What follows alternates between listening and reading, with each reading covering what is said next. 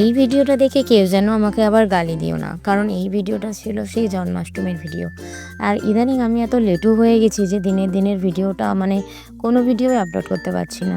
সব আগেকার ভিডিওগুলোই আমি আপলোড করে যাচ্ছি, মানে আগেকার যত ভিডিও সব জমে আছে, কবে যে পোস্ট করব কি জানি। তো যাই হোক, এই ভিডিওটি ছিল জন্মাষ্টমীর ভিডিও। ভিডিওটা দেখেই বুঝতে পারছো, দেখো তালফুরুলি ভাজা হচ্ছে। মানে জন্মাষ্টমীতে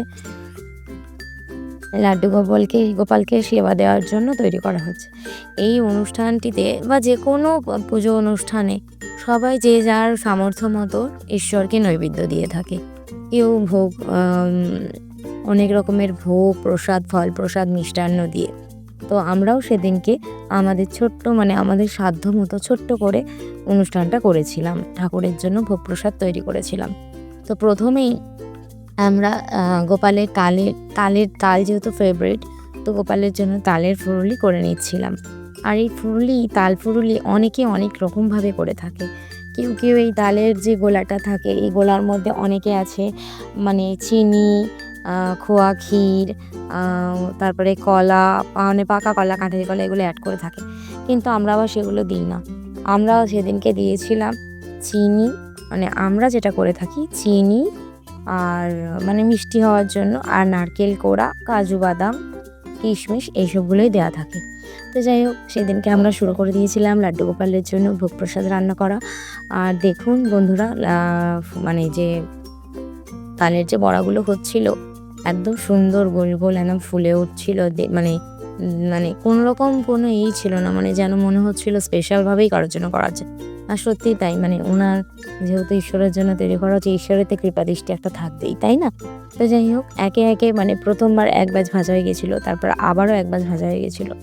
এরকম করে করে বেশ অনেকটাই ভাজা হয়ে গিয়েছিল। তো এই যে ফাইনাল টাচ এরকম ছিল।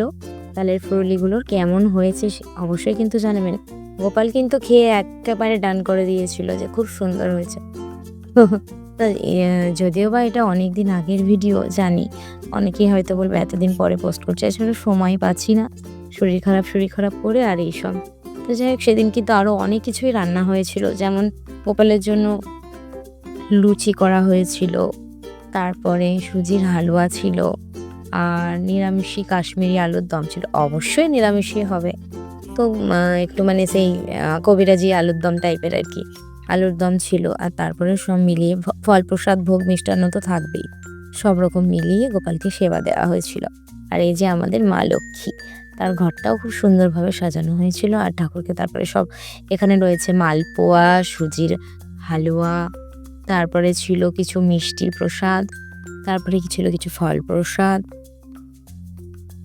আর এখানে ছিল লুচি, আর এখানে ছিল তালপুরলি। তো আজকের ভিডিওটা কেমন লাগলো কমেন্টে অবশ্যই জানাবেন। আর যদি ভালো লাগে তাহলে একটা লাইক করে পাশে থাকবেন। আজকের মতো টাটা, আবার দেখা হবে অন্য কোনো ভ্লগে। টাটা।